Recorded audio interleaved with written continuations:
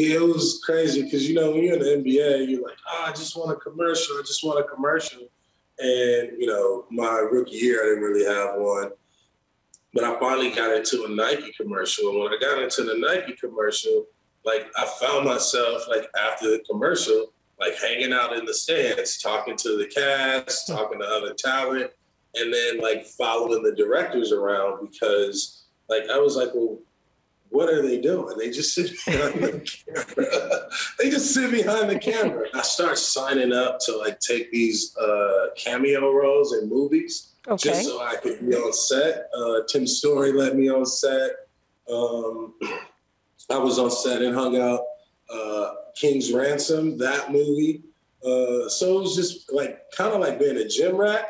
I was a set rat. What did you learn about business while being in the NBA? You always say you got your MBA from the NBA. And so is there one specific thing that you would say that you learned from the game that you now apply to making business deals, choosing investments that align with what you want to do? Well, you know, we started a company called Business Inside the Game. Mm-hmm. And with Business Inside the Game, that's why I say I got my MBA from the NBA. Because it forced me to learn and know everybody and what they do, right? So when I retired, you know, I just kind of wrote my own org chart of, you know, how these teams are designed. Mm-hmm. And then I start going through all the different opportunities for a job, right? And so just thinking about, you know, what's my message going to be to, you know, young students and young entrepreneurs? It's like, hey, there's 1,000 jobs. 1,500 jobs associated with the NBA outside of being an NBA player, right? And pretty much 80% of those jobs, you'll have a longer career than 13 years, you know, as a player. And so, you know, really start to look at like how the industry was connected, right? And then where the holes were, you know, where the opportunities were, and where we were missing out as players, retired players. When we look at athletes now, they have an opportunity to be entrepreneurs sooner. You know, when you look at the NCAA now allowing student athletes to make name, image, likeness deals, have deals based off of their name, image, likeness. You know, it opens up a huge realm of opportunity for students to be able to do more sooner. And I just wonder, like, what's your read on that? What's happening with the NCAA, they have to change because some kids can find their career in college, right? Some athlete has the opportunity to make the most that they're ever going to make in college, right? And from there, they can get a great job. They can become who they need to. But imagine all the great college players, right, that came into the NCAA, had great careers, or we know them for who they are. And, you know, that never propelled their brand to become, you know, who they could have been in the business world, in the sports world, only because we looked at them as an athlete. So I think this gives, you know, everybody the opportunity to, you know, make up, you know, and build their brand so they can have some residual income. Mm-hmm. Speaking of residual income, business deals, now I have to ask you, back in December, it was reported that you and Master P were in talks to buy Reebok from Adidas.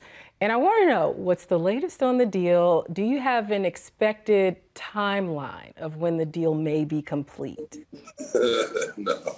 Okay. No. You know, I think for myself and P, you know, we connected to go after Reebok. Obviously, we're not the only ones going after Reebok. So, you know, it's just a long process. It's a long process. You know, I think that when we made the statement, people were like, "Yo, you guys are crazy." When I went through the process, you know, it became more and more realistic and doable.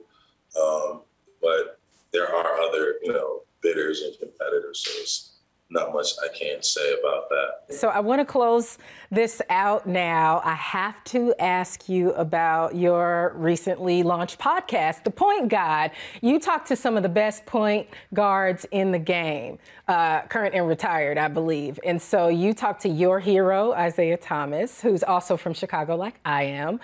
Tell me something. What was, in the last 30 seconds or so, can you tell me what was the most important thing you took away from the interview? From Isaiah, he almost had me crying. So I grew up, it was Magic Isaiah. And the only reason Magic wins over because I'm from LA.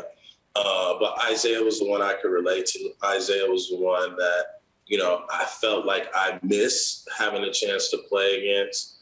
And I would say, as far as a mentor, as a guide, as a big brother, as a foundational source, I think a lot of what I'm saying today comes from my conversations with Isaiah on the TNT set, on the NBA TV set. So in our conversation, for me, like, I learned what it meant to be a point guard, right? Okay. Like, I wish I could have asked him this when I was playing. I probably would have been that much better. Yeah. But I really learned what it meant to be a point guard, and like how to interact with your coach, right? How to take responsibility, how to understand, your level of responsibility is predicated on everything that happens with the team. And I think that was like the seed that I missed, right? Okay. Wow, I will have to interview you about that entire topic some other time because the science behind it just sounds so incredible. But I want to thank you so much for joining us, Baron Davis, two-time NBA All-Star and serial entrepreneur, and congratulations again on Domino. Thank you.